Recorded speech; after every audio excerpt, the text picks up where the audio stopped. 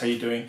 In this video I'm just going to have a bit of a look at this Tubescreamer style circuit. This is actually one of my own sort of mods called the Texas Flood mod. But this time I built it with some really old NOS caps and obviously resistors. And so what's really interesting with this is the kind of sound. It's a bit more saggy. It's a bit more, not really fuzzy, but more saggy, and there's more bass there in my opinion. Now these caps can dry out, and also their values, the tolerances can be all over the place. So you really need like a meter to measure capacitance, and also not only that, you need to make sure that the caps are working properly and they're not dried out.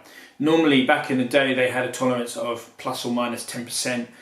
I guess now it's more, as far as I'm aware, it's more 5%. So, these are things you need to take into consideration, whether, if you've got your caps all sort of between 5 and 10%, it's going to obviously make more of a difference on the tone as opposed to sort of, 0 to 5% tolerance. But anyway, I don't want to get into too much technical jargon.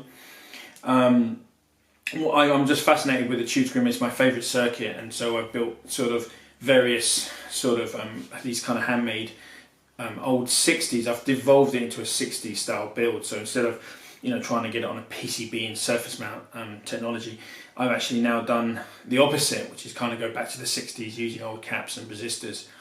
So this is pretty much one of a kind, I think. I don't know if anybody else has done this. It could be the only one in existence.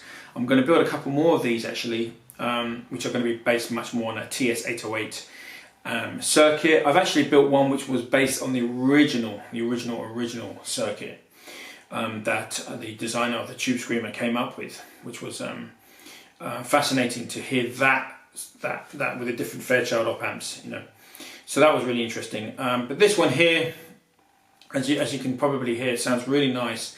I've actually been gigging with this one a bit. I like it for slide guitar and pretty much on full. I use it on full gain because it's really saggy, and it doesn't get fuzzy at all, or thin and buzzy, and sort of, it's not really, it doesn't have that distortion quality. It has more overdrive sort of quality to the sound. So just wanted you guys to, I'm kind of on this journey at the moment. I'm making a few pedals.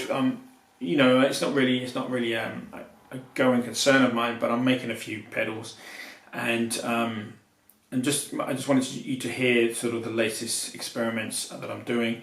And check back. I'm going to build, so this is kind of like I said, more or less my own circuit, but I'm going to build a straight ahead Tubescreamer next and really nail these, make sure that the capacitors are really reading what they should be reading, so that it's in line with the original circuit, and I'll report back. So keep checking back, and thanks for watching this channel.